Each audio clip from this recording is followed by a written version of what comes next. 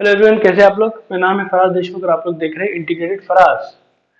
तो बच्चों, वेक्टर और 3D की सीरीज चालू है जिसमें हमने 3D चालू कर दिए। अब देखो इसमें equation of straight line passing, तो हमारा आज का टॉपिक क्या है, इक्वेशन ऑफ स्ट्रेट लाइन। तो उसमें अलग अलग रहता है कि एक पॉइंट दिया हुआ है और पैरेलल टू बी है और दो पॉइंट से पास हो रहा है, सब होता है। ठीक है, अच्छा ऊपर से कनेक्टेड है। तो स्ट्रेट लाइन पासिंग थ्रू, तो ये कैसा हो गया, ये स्ट्रेट लाइन है, मान लो किससे पास हो रही है, एक पॉइंट है जिसका पोजिशन वेक्टर ए है। ये मतलब हो गया, ये स्ट्रेट लाइन है।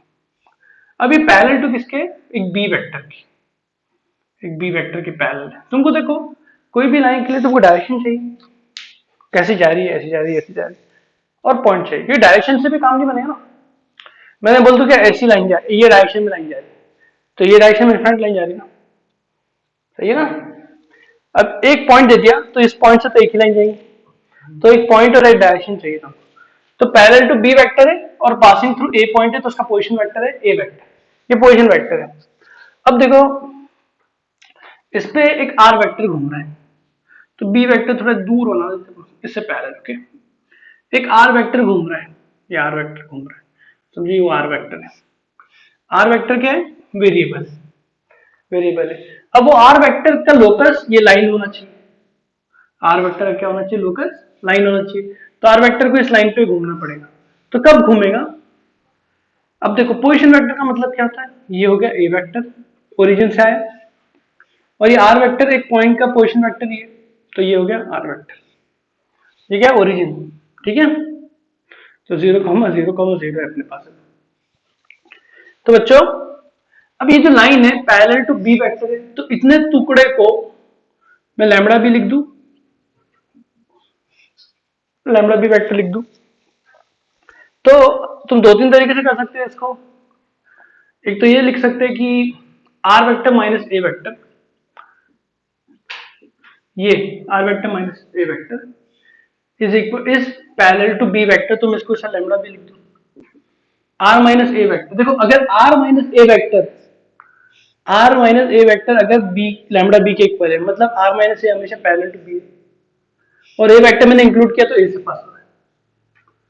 आर माइनस ए वेक्टर, ये दो वेक्टर पैरेलल हो गए ना, आर माइनस ए, देखो ध्यान से देखो, R minus A vector is parallel to B vector. अगर आर पे मैंने कंडीशन डाल दिया कि ए से जो जुड़ने पे वो वेक्टर दे रहा है वो बी से पैरेलल है, तो उसका वो जो इक्वेशन ऑफ लाइन रहेंगी, आर वेक्टर जो घूमेगा, आर पे कंडीशन डाल दिया कि उससे जुड़ने वाला वेक्टर हमेशा बी से पैरेलल, तो आर को ऐसे घूमना पड़ेगा, क्योंकि जो भी इधर जुड़ेगा तो बी से पैरेलल। अगर आर इधर निकल गया तो आर माइनस से बी से पैरेलल नहीं हो पाएगा, सही है ना। तो आर के पास कोई ऑप्शन नहीं है, इधर ही घूमेगा। तो मैं आर माइनस से इक्वल टू लैम्बडा भी लिख देता हूँ। तो ये इसकी जरूरत नहीं है, हम लोग दो तरीके से कर सकते हैं। अगर मैं इसको लैम्बडा भी लेता तो मैं वो लगा देता। तो देखो ये तो r vector equal to a vector minus lambda b, तो लैम्बडा उससे प्रूफ हो जाता है। तो देखो इधर क्या हुआ, r vector equal to a vector plus lambda b vector. तो बच्चे ये इक्वेशन ऑफ लाइन है। देखो इक्वेशन ऑफ लाइन ये है, r vector equal to, r क्या है, वेरिएबल वेक्टर है, आर इनफाइनाइट पॉइंट्स है जो लाइन पे लाई कर रही है, और वो लाइन खास बात क्या है, वो ए पॉइंट से पास हो रहा है जिसका पोजीशन वेक्टर ये है, और बी वो पॉइंट है, सॉरी वो वेक्टर है जिसके अलोंग है वो लाइन। बी वेक्टर ने क्या दिया, डायरेक्शन, ए वेक्टर ने क्या दिया, जिससे पास हो रहा है। तो r vector equal to a plus lambda b vector is the vector form. इसको क्या बोलते हैं हम लोग, फर्स्ट था वेक्टर फॉर्म, वेक्टर फॉर्म है ऑफ लाइन। ठीक है, अब दूसरा क्या है, कार्टेशियन फॉर्म। अब आर वेक्टर है वेरिएबल, तो उसको मैं x i cap plus y j cap plus z k cap, x y z का पोजिशन वेक्टर है ना आर, मतलब ये पॉइंट एक्स वाई जेड है। और ए वेक्टर, ए पॉइंट अगर x1 y1 z1 है, तो स्मॉल ए वेक्टर क्या हो जाएगा, क्योंकि इसका पोजिशन वेक्टर है, तो x1 y cap, y1 j cap, z1 k cap. अब देखो r minus r equal to a vector plus lambda b हमारा वेक्टर फॉर्म है। r vector minus A vector equal to lambda b vector लिख देता हूं। तो r minus है मतलब क्या, r माइनस है, तो आई कैप के बाजू क्या है, x माइनस एक्स वन, तो मैं तो लिखता हूं x minus x one i cap, y minus y one j cap z minus z1 k cap is equal to lambda times b vector. अच्छा, अब बी वेक्टर मैंने लिखा नहीं इधर, बी वेक्टर डायरेक्शन है, तो बी वेक्टर मैं ऐसे रिप्रेजेंट करता हूं। तो एक काम करता हूं, मैं बी की जगह b1 लिख देता हूं, b1 लिख दे रहा हूं। क्यों? उसका रीजन क्या है? क्योंकि मेरे को बी वेक्टर दूसरी तरफ यूज करना है। या छोड़ो, b1 मत करो, मैं एक इसको चेंज कर देता हूं। तो एक काम करो, बी वेक्टर में मान लेता हूं a1 I cap a2 a1 I cap b1 a1 b1 लिख दे रहा हूं, रिपीट नहीं हो रहा। c1 k कैप, मैं तो मैं abc ले रहा हूं। तो बच्चों B vector a1 I cap b1 j cap c1 k cap, ये अपना बी वेक्टर है जिसके अलोंग है। तो यहां पर मैं लिख देता हूं a1 I cap plus b1 j cap plus c1 k cap. Okay, अब देखो i के बाजू इधर क्या x माइनस x1 और i के बाजू इधर क्या lambda a1, lambda a1, y minus y1 j के बाजू इधर है और तो j के बाजू क्या है लैम्बडा b1 और z minus z1 equal to lambda c1। तो बच्चों a1 को नीचे भेजो, तो x minus x1 by lambda a1 equal to y minus y1 by b1 equal to z minus z1 by c1 equal to lambda है। ये equation of line है। तो बच्चों a1 नीचे गया, b1 नीचे गया, c1 नीचे गया, सब लैम्बडा से इक्वल थे, तीनों लैम्बडा तीनों को इक्वेट करती है। तो ये जो फॉर्म मिला है ना, ये इक्वेशन ऑफ फॉर्म है, equation of line in Cartesian form है, जो पॉइंट कौन से पास हो रही है x1 y1 z1 से पास हो रही है और किसके अलाउंग जा रही है a1 b1 c1। तो a1 b1 c1 क्या है? डायरेक्शन रेशियो है। ये क्या है? डायरेक्शन रेशियो है। ओके, ऐसा पॉइंट नहीं है, डायरेक्शन रेशियो। तो डायरेक्शन रेशियो अगर तुमको मालूम है कोई लाइन और पॉइंट पता है तो तुम लाइन की इक्वेशन लिख सकते हो। तो ये इक्वेशन ऑफ लाइन होगी जो एक पॉइंट से पास हो रही है पैरेलल टू कोई वेक्टर है या जिसके डायरेक्शन रेशियो की। अब equation of line joining two points, दो पॉइंट्स है, एक है x1 y1 z1 और दूसरा क्या है x2 y2 z2। तो बच्चों अब ये इससे पास भी हो रही है, इससे पास भी हो रही है, कोई भी पॉइंट ले लो, तो ऊपर क्या है x minus x1 y minus y1 z minus z1, मतलब x1 y1 z1 से पास हो रही है ना ये भी, तो ऊपर का पार्ट ही आ जाएगा। अब नीचे ABC आना चाहिए, a1 b1 c1 आना चाहिए, लेकिन इसके डायरेक्शन रेशियोज दिए हुए नहीं। हमको पता है कि अगर दो पॉइंट को ज्वाइन करने वाला जो सेगमेंट होता है उस लाइन का डायरेक्शन रेशियो क्या होता है x2 माइनस x1। तो मैं नीचे लिख दूंगा x2 minus x1 y2 minus y1 z2 minus z1। याद तुम लोग को कि डायरेक्शन रेशियो दो पॉइंट अगर दिए हुए तो उनका उस लाइन का डायरेक्शन रेशियो क्या होता है x2 minus x1 y2 minus y1। तो डायरेक्शन रेशियो मिल गए। तो equation of line joining two points, simple एकदम। तो भैया जो डब्बे बनाओ इंपॉर्टेंट है, ये अलग लिखा था बोल के बना, मेन जो ब्रिज जो बना रहा हूँ इंपॉर्टेंट, ठीक है? समझ में आया सब? अब देखो इस क्वेश्चन को देखो, find D R, direction ratio पूछा है और पॉइंट जिससे पास हो रही। तो दिख तो रहा है कि बच्चे दिमाग लगाते हैं x माइनस x1 होता है कि ना, x माइनस x1 ये 2x है, पहले इसको स्टैंड फॉर्म में कन्वर्ट करो, तो 2 कॉमन निकालो तो x प्लस 1/2 हो गया, फिर 2 कॉमन निकालो नीचे 2 हो गया, 2 बाहर निकला 2 4 कैंसिल हो गया, सही है। यहां से y माइनस 2 ये एग्जैक्ट फॉर्म में इसका टेंशन नहीं था, और यहां से -3 कॉमन निकालना पड़ेगा, तो z माइनस 2/3 हो जाएंगे, और तुमने -3 बाहर निकाले थे और नीचे 6 है तो -2 -2। तो पॉइंट क्या है जिससे पास हो रहा है -1/2 2 2/3, क्यों क्या होता है x माइनस x1, तो -x1 1/2 तो x1 क्या हो गया -1/2, y minus y1 2 z minus, और डायरेक्शन रेशियो क्या इस लाइन के जो नीचे बचे 2 3 -2। अगर ये ABC है, एलिमेंट पूछा रहता तो a upon root of a square plus b square plus c square, b upon root of a square plus b square plus c square, c upon root of a square plus b square plus c square, तो वहां से element लिया जाता। तो बच्चों ये basic था, इस पे और क्वेश्चन देखते हैं। तो बच्चों find equation of line passing through Bluetooth ऊपर करें, find equation of line passing through 3, 1, 2, मतलब इससे पास हो रहा है x1 y1 z1 दिया है और परपेंडिकुलर टू ये दोनों लाइन से परपेंडिकुलर है, ये लाइन और ये लाइन दोनों से परपेंडिकुलर है। तो इन दोनों लाइन से परपेंडिकुलर, तो इससे मैं क्या मिल जाएगा मेरे को, अगर मैं किसके अलॉन्ग है तो B1 वेक्टर के अलॉन्ग है मान लो वेरी, तो मेरे को मिल जाएगा I cap plus 2j cap plus 3k cap, right, 1 2 3 इसके अलॉन्ग है ना, ये कोई अपने डायरेक्शन रेशियो है।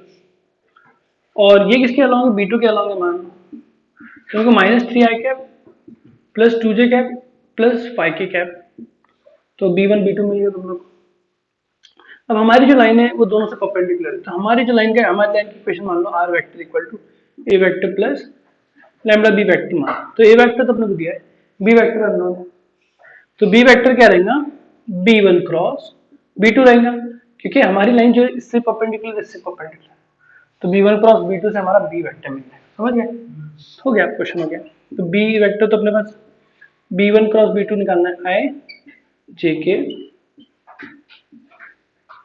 1 2 3 -3 2 5, तो इक्वेशन तो i क्या मिल रहा है 10 minus 4i cap minus j 5 plus 9 14 minus 14 j minus था k 2 2 माइनस 6 2 माइनस 8 हो गया, तो ये मिल गया तुमको।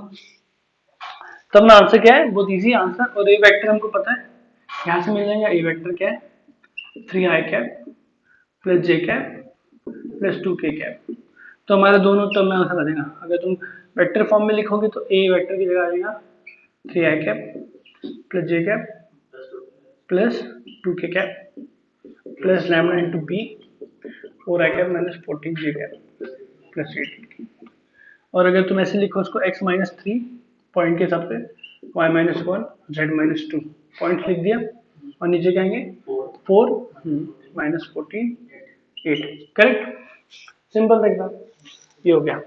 अब देखो एंगल बिटवीन टू लाइंस कैसे निकालते हैं, ये दो लाइन से मान लो वेक्टर फॉर्म में ऐसे लिखा हो a1 लैम्डा b1 a2 से पास हो लैम्डा b2, और ये इस फॉर्म में लिखा कार्टेशियन, दोनों फॉर्म में अगर ये फॉर्म में देखो मैं तो मेन डायरेक्शन तो b1 और b2 का ही है, तो angle between b1 and b2 ही तो है, angle between line b1 and b2, तो cos थीटा क्या होगा b1 डॉट b2 अपॉन, हो गया, इस तरह से निकालना है, कुछ है नहीं इसमें टेंशन, बराबर। अगर इस फॉर्म में देखें तो b1 मतलब क्या हुआ a1 b1 c1, तो a1 a2 b1 b2 c1 c2 upon root of a1 square plus b1 square plus c1 square root of a2 square plus b2 square plus c2 square, ठीक है, simple है। अब perpendicular होंगे तो ये 0 हो जाएगा cos 0, तो ये ऊपर का a1 a2 plus b1 b2 plus c1 c2 0 हो जाएगा, ठीक है। और अगर पैरेलल होंगे तो साइन थीटा की मदद से अपन निकालते हैं, तो देखो दो केस में लिख ही देता हूँ, केस 1 परपेंडिकुलर, तो वो हो जाएगा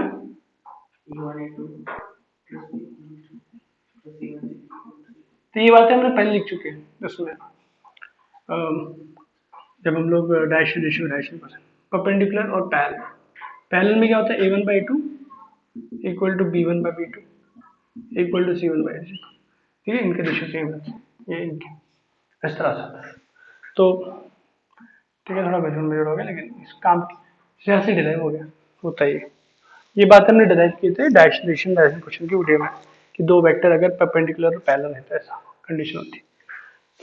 बच्चों ये क्वेश्चन लेते हैं सोल्यूशन, इक्वेशन ऑफ लाइन, एक पॉइंट दिया है और दूसरा पॉइंट एबीसी दिया है, और एबीसी के बारे में से अजीब सी इक्वेशन दे दी है, एक इक्वेशन दी है और 3 वेरिएबल है, मतलब बाउंड्री कंडीशन लगाना पड़ेगी।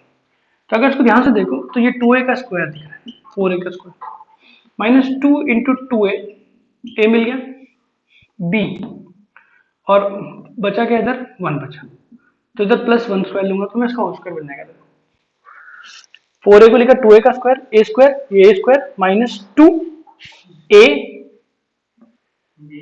b1 होगा तो 1 स्क्वायर प्लस b स्क्वायर आया माइनस 2 b a और इधर 3 होगा तो प्लस 3 स्क्वायर चाहिए, बाद में देखते हैं। प्लस 3 स्क्वायर लिख लिए, फिर सी स्क्वायर प्लस 2c और इधर क्या हुआ 1 चाहिए।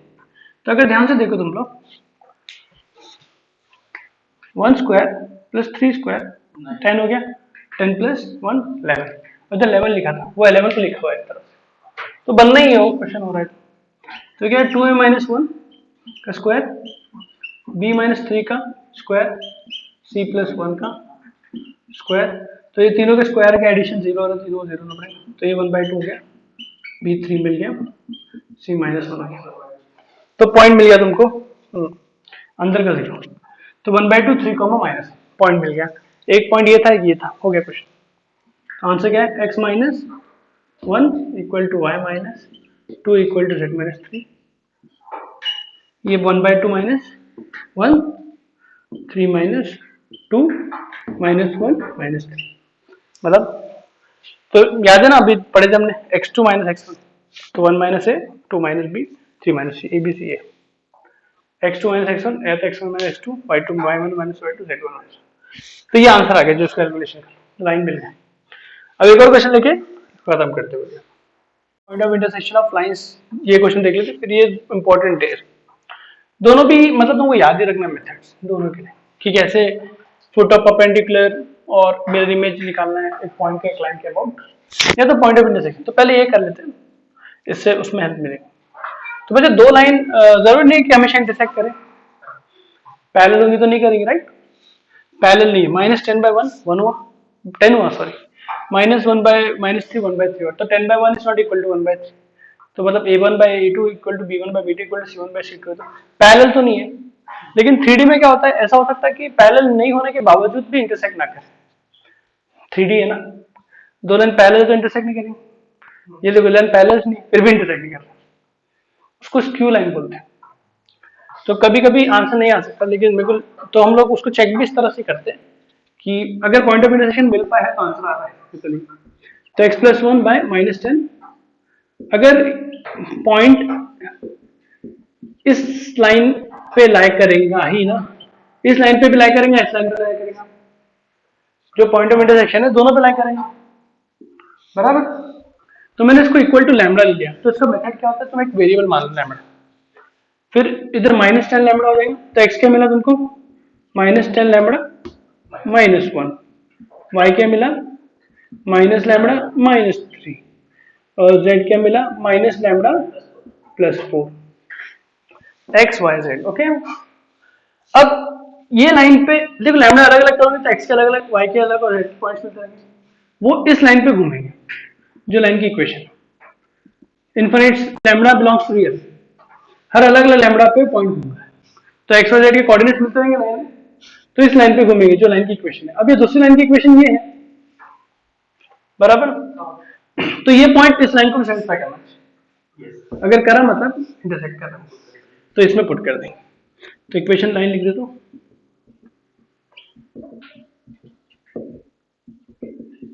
अब पुट कर दो, तो -10 लैम्बडा -1 -10 माइनस लैम्बडा -3 +1, तो माइनस लैम्बडा +4 -1। तो बच्चों कोई दो को सॉल्व करो, इसको लेके सॉल्व कर लो तो लैम्बडा की वैल्यू आ जाएगी। तो मेरे को तो लैम्बडा इक्वल टू 1 आंसर है, देखो माइनस, देखो हो रहा है क्या सही,